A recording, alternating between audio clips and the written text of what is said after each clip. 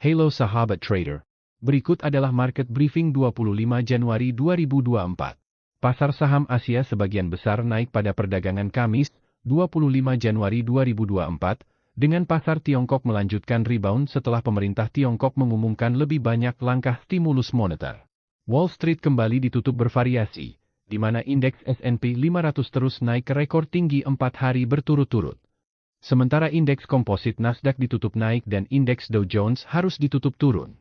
Kenaikan ini masih dipicu oleh saham pembuat chip ASML setelah melaporkan pendapatan perusahaan yang kuat.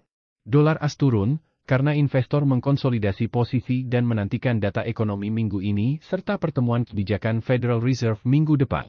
Untuk mendapatkan petunjuk lebih lanjut tentang dimulainya siklus pelonggaran, investor sekarang menantikan laporan PDB awal AS untuk kuartal keempat pada hari Kamis, dan laporan inflasi lainnya, data pengeluaran konsumsi pribadi, PCE, pada hari Jumat.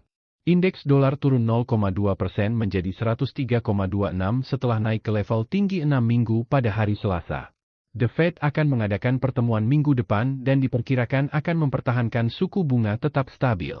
Bank of Canada, BOC, mempertahankan suku bunga acuan semalam sebesar 5% dan mengatakan meskipun inflasi masih menjadi kekhawatiran, fokus bank beralih ke kapan harus memotong biaya pinjaman dibandingkan apakah akan menaikkan lagi.